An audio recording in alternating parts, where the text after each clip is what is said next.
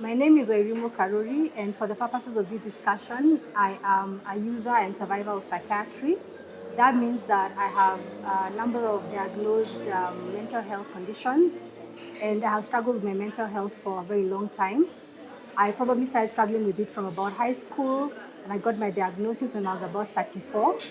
And in the past 15 years, that was 2010, in the past 15 years, I have tried everything I possibly could to try and figure out my mental illness because it's been treatment resistant. So I've tried antidepressants, I've tried mood stabilizers, because the predominant diagnosis has been bipolar 2, and the most presenting symptom is depression.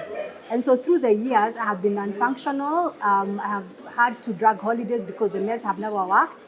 And during the worst season of my life for my mental health in 2021, when I was admitted 4 times because of severe suicidal ideation, we got to the place with my psychiatrist where we even did ECT, which is electroconvulsive therapy, and it still didn't make a difference in my mental health. So following the ECT not working, we then spent a year working on trying to get me into hypomania because the doctor said he'd prefer if I was hypomanic than if I was depressive. And for an entire year, I was only on antidepressants. And by the time I went off the antidepressants, because I finally told him, this is just expensive P, because we're not doing anything. I was on 3 of the strongest antidepressants at the highest dosages for each of them, and I was still in bed. In fact, during that season, I went 63 days without a single shower, because when I talk about debilitating depression, what I mean is a level of non-functionality that has not allowed me to finish my degree, though it took me 15 years for them to finally time bar me. It's been impossible to build a career because everything that I do rises to the level of my non-functionality. And it's also been impossible for me to even build a thriving business because, again, the non-functionality is a constant in my life. So sometime last year, I came across the Women's Health Cafe, and it's the first time I started interacting with information about menopause. For the longest time, my thoughts about menopause, because of the mental health challenges, was I'll just close my eyes and it will pass, and then one day we shall be fine once menopause passes. But as I continue to interact with the information, I got curious and I started learning a little here and there because I wasn't going to look into menopause.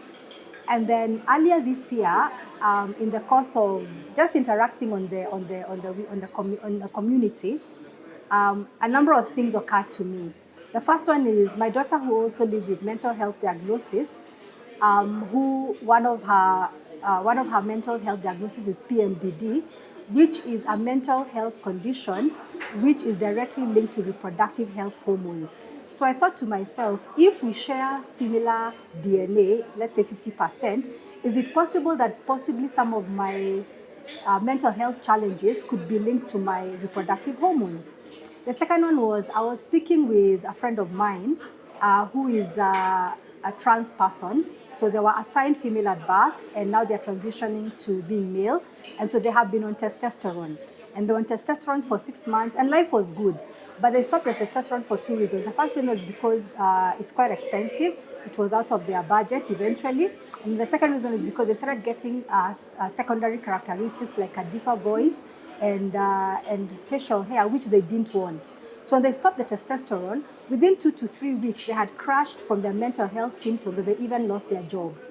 And so when I looked at these two scenarios, and I was like, these two people who both have mental health diagnosis, their mental health diagnosis and their symptoms seem to be directly linked to reproductive health hormones. So I talked to my friend, Dr. Kabugo. We've been friends for a long time.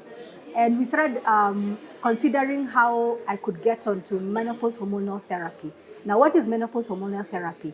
Menopause hormonal therapy is what has been called hormone replacement therapy in the past. The reason why I insist on menopause hormonal therapy is because we don't have insulin replacement therapy. People who have a deficiency of insulin simply get insulin and their bodies are better. I believe that those of us who are going through menopause and have a deficiency or a decline in the production of our hormones, it's not replacement. It is simply a support for our health. So menopause hormonal therapy. Now, in the time that I've been on menopause hormonal therapy, I've just finished 3 months this past Monday. And I am on something called the sequential one. So the sequential one basically means that it's 14 days of estrogen and 14 days of progesterone, and you go straight through. So the most interesting thing that has been happening, and the people in my life who have been working with this mental health journey with me are just watching in fascination, is that the estrogen makes me even more depressed than I normally am, and the progesterone actually triggers hypomania.